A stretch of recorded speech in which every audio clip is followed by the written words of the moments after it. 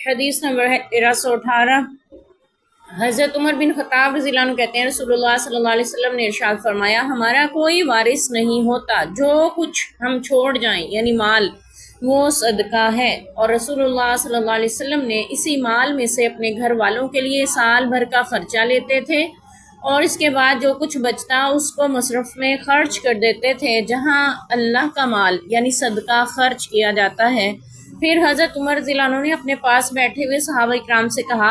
میں تمہیں اللہ کی قسم دلاتا ہوں جس کے حکم سے آسمان اور زمین قائم ہے،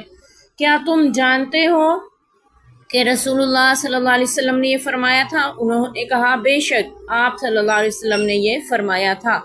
اور اس مجلس میں سیدنا علی، عباس، عثمان، عبد الرحمن بن عوف، زبیر، سعد بن ابی وقاص رضی اللہ عنہم موجود تھے رضوان اللہ علیہم اجمعین، اور سیدنا ابی طالب یعنی علی بن ابی طالب اور سیدنا عباس بن عبد المطلب کے جھگڑے کی بابت پوری حدیث یہاں بیان کی گئی ہے۔ تو اسی ضمن میں یہ حدیث بیان ہو رہی ہے۔ ہم اس کو پہلے بھی پڑھ چکے ہیں اس کے متعلق۔ آج کل چونکہ محرم کے ایام چل رہے ہیں، اس میں بھی ان باتوں کو زیادہ اچھالا جاتا ہے شیعہ کی طرف سے، اور اعتراضات کیے جاتے ہیں صحابہ اکرام پہ، جس میں ایک اعتراض سب سے بڑا وہ یہ ہے کہ حضرت فاطمہ الزہرا رضی اللہ عنہا کو نبی پاک کی وراثت سے حصہ کیوں نہیں دیا گیا، یعنی حضرت علی المرتضیٰ رضی اللہ عنہ اور عباس بن عبد المطلب جو نبی پاک کے چچا ہیں، نبی پاک کی وفات کے بعد وراثت کے لیے خلافت ابو بکر میں ان کے دربار میں تشریف لائے اور ان سے اپنی وراثت کے دینے کا مطالبہ کیا کہ نبی پاک جو ورثہ چھوڑ گئے ہیں، ترکہ چھوڑ گئے ہیں، اس میں سے ہمیں جو ہمارا حصہ بنتا ہے وہ دیا جائے۔ تو حضرت عمر رضی اللہ عنہ نے ان سے کہا کہ نبی پاک صلی اللہ علیہ وسلم کا ارشاد تھا انبیاء کا ترکہ تقسیم نہیں ہوتا، ہمارا مال جو کچھ ہم چھوڑ جائیں وہ صدقہ ہوتا ہے، اسے تقسیم نہیں کیا جاتا۔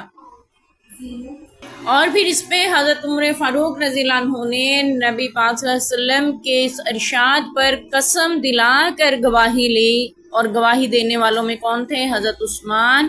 عبد الرحمن بن عوف، زبیر اور سعد بن ابی وقاص، اور حضرت علی المرتضیٰ اور حضرت عباس رضی اللہ عنہم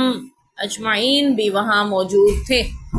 جب وہ سب وہاں موجود تھے، کسی ایک نے بھی اس ارشاد کا انکار نہیں کیا۔ اگر ایسا ہوتا تو لازماً وہ کوئی نہ کوئی کہتا کہ نہیں آپ کے ارشاد نہیں ہے۔ تو اس سے یہ پتہ چلا کہ انبیاء کا ترکہ تقسیم نہیں ہوتا، جیسا کہ انبیاء کے خصائص میں یہ بات شامل ہے کہ ان کا ترکہ تقسیم نہیں ہوتا، جہاں ان کی وفات ہو وہیں ان کی قبر بنائی جاتی ہے۔ اسی بات کو لے کر کے شیعان جو ہیں وہ حضرت ابوبکر صدیق، حضرت عمر فاروق رضی اللہ عنہ پہ اعتراضات اٹھاتے ہیں، جبکہ حضرت علی رضی اللہ عنہ اور حضرت عباس رضی اللہ عنہ میں سے کسی ایک نے بھی اعتراض نہیں اٹھایا۔ اور سیدہ فاطمہ الزہرا رضی اللہ عنہ کے بارے میں بھی کہتے ہیں کہ وہ دربار ابو بکر میں خلافت کے بعد تشریف لائی تھیں اور اپنی وراثت کا مطالبہ کیا تھا، تو ابوبکر صدیق رضی اللہ عنہ نے انہیں خالی لوٹا دیا جبکہ انہیں وراثت دینی چاہیے تھی۔ تو ابوبکر صدیق رضی اللہ عنہ نے بھی نبی پاک کا یہی فرمان جب سیدہ فاطمہ الزہرا رضی اللہ عنہ کو یاد دلایا تو وہ واپس لوٹ گئی بغیر کسی اعتراض کے۔ پھر یہاں پہ یہ کہا جاتا ہے کہ اگر نبی کی بیٹی کو حق نہیں دلایا ابوبکر صدیق نے، تو اپنی بیٹی کو بھی تو وراثت نہیں دی ہے ابوبکر صدیق رضی اللہ عنہ نے حضرت عائشہ رضی اللہ عنہ کو۔ اور یہ اعتراض کیا جاتا ہے کہ پھر ان کے حجرے تو انہی کے پاس تھے۔ بات یہ ہے کہ نبی پاک صلی اللہ علیہ وسلم جب مدینہ تشریف لائے، اپنے مسجد نبوی کے ساتھ 9 حجرے اپنی بیویوں کے لیے بنوائے تھے، اور تمام آپ کی ازواج مطہرات انہی حجروں میں رہتی تھیں، آپ نے بنوائے ہی اپنی بیویوں کے لیے تھے۔ آپ صلی اللہ علیہ وسلم نے اپنے لیے کوئی حجرہ نہیں بنوایا، اور وہ تمام انہی کے تھے، اس لیے وہ اسی میں رہتی رہیں، وہ وراثتاً تقسیم نہیں ہوئے تھے۔ پھر یہ بھی اعتراض کیا جاتا ہے کہ حضرت علی المرتضیٰ رضی اللہ عنہ نے ابو بکر کی خلافت کے وقت ان کی بیعت نہیں کی تھی جب تک سیدہ فاطمہ الزہرا حیات رہیں، جبکہ ان کی اپنی کتابوں میں اس کی وجہ موجود ہے کہ جب بھی حضرت ابو بکر صدیق رضی اللہ عنہ کی طرف سے کوئی حضرت علی رضی اللہ عنہ کو بیعت کے لیے بلانے کے لیے گیا کہ آپ آ کے بیعت کریں خلافت کی، اور ان کے گھر میں موجود تمام افراد نے آ کر بیعت کر لی، یعنی خاندان کے جو باقی لوگ تھے، لیکن حضرت علی رضی اللہ عنہ نہیں آئے بیعت کے لیے۔ تو انہوں نے اس کی وجہ بیان کی، جبکہ یہ تمام کتابوں میں تاریخ کی ہمیں بات ملتی ہے کہ حضرت علی رضی اللہ عنہ نے جب بیعت کی حضرت ابوبکر صدیق کی تو وجہ بیان کی تھی کہ میں نے قسم کھائی تھی جب تک میں قرآن کو کتابی شکل میں جمع نہیں کر لوں گا میں کسی بھی سیاسی کام میں دخل نہیں دوں گا، یعنی کسی اور کی کام کی طرف متوجہ نہیں ہوں گا، کچھ اس طرح ان کے الفاظ کا مفہوم ہے کہ سیاسی کاموں میں کوئی حصہ نہیں لوں گا۔ حضرت ابوبکر صدیق رضی اللہ عنہ کی خلافت کا مسئلہ کچھ اس طرح سے ہے کہ جب نبی پاک صلی اللہ علیہ وسلم دنیا سے رخصت ہوئے تو انہیں خبر دی گئی کہ بنو سعدہ، ثقیفہ بنو سعدہ میں مسلمان جمع ہو رہے ہیں انصار، اور وہ کسی اور کے ہاتھ پہ بیعت، انصار میں سے کسی کے ہاتھ پہ بیعت کرنا چاہ رہے ہیں کہ اب نبی پاک کے بعد وہ خلیفہ اور جانشی مقرر ہوں گے۔ تو اس صورتحال کو بھانپتے ہوئے ابوبکر صدیق رضی اللہ عنہ، حضرت عمر اور ایک اور صحابی غالباً عبد الرحمن بن عوف رضی اللہ عنہ، یہ تینوں وہاں پہنچے اور اس معاملے کو حل کیا، اور وہاں موجود تمام لوگوں نے ابوبکر صدیق رضی اللہ عنہ کے ہاتھ پر بیعت کر لی اور انہیں خلیفہ نامزد کیا۔ اب بات یہ ہے کہ اس میں اہل بیت میں سے کوئی بھی شخص شریک نہیں تھا وہاں پہ، کیونکہ وہ نبی پاک صلی اللہ علیہ وسلم کے گھر کے لوگ تھے، اور آپ کی وفات کے دنیا سے رخصت ہو جانے کے سبب آپ کے تجہیز و تکفین کے متعلق غور و فکر میں مبتلا تھے۔ تو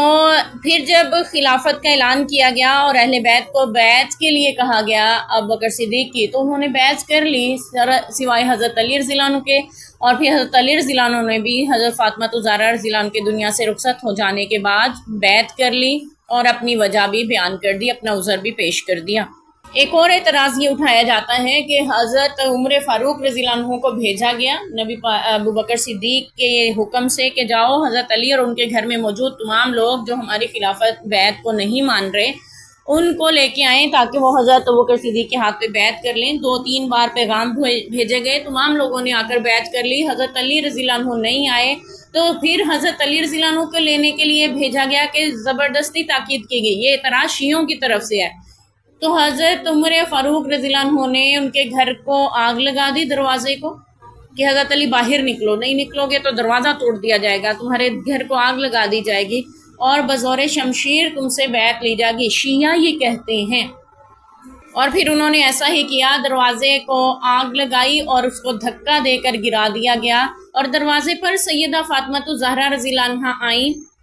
اور دروازہ ان کے اوپر گر گیا، جس سے ان کا حمل جو تھا 6 ماہ کا وہ بھی ضائع ہو گیا، ساقط ہو گیا، اور اسی صدمے سے یعنی اسی تکلیف سے کچھ عرصہ بعد ان کی وفات ہو گئی حضرت فاطمہ الزہرا رضی اللہ عنہا کی۔ شیعوں کی طرف سے اعتراض اٹھایا جاتا ہے کہ جب حضرت عمر رضی اللہ عنہ بلانے گئے دروازے پہ تو حضرت علی نہیں آئے، حضرت فاطمہ کو بھیج دیا۔ بات یہ ہے کہ جب گھر میں مرد موجود ہو، عام گھروں میں بھی عورتوں کے دروازے پہ نہیں بھیجتے، تو حضرت علی المرتضیٰ رضی اللہ عنہ شیر خدا ہیں، کوئی عام شخص نہیں ہے، بزدل نہیں ہے جو ڈر کے گھر میں چھپ کے بیٹھ گئے اور گھر کی عورتوں کو آگے بھیجتے۔ اور یہ واقعہ من گھڑت ہے، اس کی کوئی سند صحیح حدیث سے کہیں نہیں ملتی، تاریخ میں لکھا گیا تاریخ کے قاتلوں کی طرف سے۔ اور صحیح حدیث سے ہمیں یہ بات جو تاریخ کی صحیح کتب سے پتہ چلتی ہے وہ یہ ہے کہ حضرت فاطمہ الزہرا رضی اللہ عنہ کا تیسرا بیٹا محسن بن ابی حضرت علی، وہ ان کی وفات 6 ماہ کی عمر میں ہوئی ہے، جبکہ حضرت علی المرتضیٰ رضی اللہ عنہ کے تینوں بیٹوں کے نام اگر بالفرض کوئی بھی بچہ حمل کے دوران فوت ہو جاتا ہے اس کا نام نہیں رکھا جاتا، ٹھیک ہے، تو محسن نام کیسے رکھا گیا، پھر تجویز کیا گیا؟ تو بات یہ ہے کہ حقیقت یہ ہے کہ حضرت فاطمہ الزہرا رضی اللہ عنہ کا وہ بیٹا نبی پاک کی حیات طیبہ میں ہی پیدا ہوا، اور آپ نے ان کا نام محسن رکھا تھا۔ نبی پاک صلی اللہ علیہ وسلم نے پہلے بیٹا پیدا ہوا حسن، پھر حسین، پھر محسن، تینوں نام نبی پاک صلی اللہ علیہ وسلم کے تجویز کردہ ہیں، جبکہ حضرت علی رضی اللہ عنہ نے تینوں بیٹوں کے نام باری باری حرب رکھے تھے، جنگجو تھے نا حضرت علی رضی اللہ عنہ، کوئی عام شخص تھوڑی تھے۔ تو جنہوں نے خیبر کا قلعہ فتح فرما لیا، جنہوں نے عبد ود جیسے کافر کو اکیلے قتل کر دیا، وہ ڈرتے نہیں تھے کسی سے، شیر خدا تھے وہ، حیدر کرار تھے وہ، پلٹ کر حملہ کرنے والے تھے وہ، دشمن کو نیست و نابود کر دینے والے تھے۔ تو کیا خیال ہے کہ اگر ان کی بیوی کو کوئی شہید کر جائے، ان کے گھر پہ کوئی حملہ کر دے، چڑھائی کر جائے، ان کے بیٹے کو بھی قتل کر جائے، وہ اس کے خلاف آواز تک نہ اٹھائیں؟ کیسے ہو سکتا ہے؟ نبی پاک صلی اللہ علیہ وسلم نے ارشاد فرمایا تھا، میں نے تمہارے بچوں کے نام ہارون علیہ السلام کے بیٹوں کے نام پہ رکھے ہیں، کیونکہ آپ نے فرمایا تھا غزوہ تبوک پہ رخصت ہوتے مجھے تم سے وہی نسبت ہے جو ہارون کو موسیٰ سے تھی، یعنی لیکن میرے بعد کوئی نبی نہیں ہوگا۔ نبی پاک صلی اللہ علیہ وسلم کے بھائی تھے نا حضرت علی۔ موقعات مدینہ جب قائم ہوئی تو آپ صلی اللہ علیہ وسلم نے حضرت علی کو کسی کا بھائی نہیں بنایا، نہ خود کسی کے بھائی بنے، بلکہ حضرت علی رضی اللہ عنہ کو اپنا بھائی بنایا اور خود حضرت علی رضی اللہ عنہ کے بھائی بنے، اور چچا کے بیٹے تھے نبی پاک کے، ویسے بھی بھائی لگتے تھے۔ تو آپ نے فرمایا تھا میرے بعد کوئی نبی نہیں ہوگا، لیکن پھر آپ صلی اللہ علیہ وسلم نے فرمایا کہ حضرت علی، امام حسن پیدا ہوئے، حسین پیدا ہوئے، ہر ایک کا نام حضرت علی رضی اللہ عنہ باری باری جو ہیں وہ حرب رکھتے گئے، اور نبی پاک فرماتے کہ نہیں یہ حسن ہے، یہ حسین ہے، یہ محسن ہے۔ نبی پاک کے تجویز کردہ پسندیدہ نام رکھے گئے ہیں۔ نبی پاک کی حیات طیبہ میں ہی محسن پیدا ہوئے ہیں، اور ان کی وفات 6 ماہ کی عمر میں ہوئی ہے، نہ کہ وہ حمل میں ضائع ہوئے، جیسا کہ شیعوں کا اعتراض ہے، اور جو جھوٹا اور غلط اعتراض ہے۔ احادیث مبارکہ میں اس کی کوئی حقیقت نہیں، اور اگر ایسا ہوتا تو کیا حضرت علی رضی اللہ عنہ خاموش رہتے اتنے بڑے اپنے اوپر ظلم کے بعد؟ اور پھر وہ صرف بیوی نہیں تھی، نبی پاک کی بیٹی تھی، جنت کی خواتین کی سردار تھیں، کیا ان کے لیے وہ آواز نہ اٹھاتے؟ کہیں بھی ایسا نہیں ملتا کہ حضرت علی رضی اللہ عنہ نے کسی صحابی پہ، ابوبکر صدیق پہ، حضرت عمر پہ اعتراض کیا ہو کہ تم نے میری بیوی کو شہید کر دیا، نہ رسول اللہ کی بیٹی کو شہید کیا، میرے گھر کا دروازہ جلایا، میرے بیٹے کو شہید کر دیا، ایسا کہیں بھی نہیں ملتا۔ تو شیعہ نے پھر یہ جواب دیتے ہیں کہ اس لیے نہیں حضرت علی رضی اللہ عنہ نے ایسا کیا کیونکہ یہ ان کا توریہ تھا، توریہ اختیار کیا، یعنی اگر وہ ایسا کرتے تو مسلمانوں میں پھوٹ پڑ جاتی اور آپس کے اختلافات جنم لیتے، جبکہ حقیقت یہ ہے کہ ایسا کچھ ہوا ہی نہیں۔ اگر ہوا ہوتا تو حضرت علی رضی اللہ عنہ ضرور اس کے لیے آواز اٹھاتے۔ ظلم کے خلاف آواز اہل بیت نہیں اٹھائیں گے تو کون اٹھائے گا؟ انہوں نے تو ظلم کے خلاف اپنی جانیں تک نثار فرمائی ہیں۔ تو یہ کتنی بڑی بات ہے کہ جی ایک شخص اگر ظلم کر رہا ہے، رسول اللہ کی بیٹی پہ کر رہا ہے، تو کیا کوئی شخص خاموش رہے گا؟ آج کا مسلمان خاموش نہیں رہ سکتا، تو حضرت علی رضی اللہ عنہ کیسے خاموش رہ سکتے تھے؟ تو بات یہ ہے، صرف جھوٹے پروپیگنڈے ہیں۔ آج کربلا کا نام لے کے پیٹا جاتا ہے، ماتم کیا جاتا ہے، نوحہ بین گریبان چاک، سر میں خاک اور گلے پہ چھریاں خنجر چلائے جاتے ہیں، سینہ کوبی کی جاتی ہے، یہ سب کوئلوں پہ چلا جاتا ہے، اور غم حسین کا نام دیا جاتا ہے اس سب خرافات کو۔ امام حسین رضی اللہ عنہ کے اہل بیت جو میدان کربلا میں شہید ہوئے، باوقار شہادت پا گئے، اور جو باقی رہے اسیران ہوئے، انہوں نے صبر کرنا سکھایا، اور حضرت امام حسین رضی اللہ عنہ نے آخری وقت میں جب ان کی شہادت ہوئی، سر سجدے میں کٹا کر یہ پیغام دیا کہ جان بھی چلی جائے تو نماز نہیں چھوڑی جائے گی۔ کربلا کا پیغام ہے نماز، اور سر کو جب سر اقدس کو نیزے پہ چڑھایا گیا تو وہ قرآن کی تلاوت کر رہا تھا۔ قرآن کی تلاوت کا پیغام ہے کربلا کی پیغام، صبر، استقامت، قربانی، قرآن، نماز، یہ کربلا کے پیغام ہیں، نہ کہ یہ خرافات جو ہمیں دکھائی جاتی ہیں۔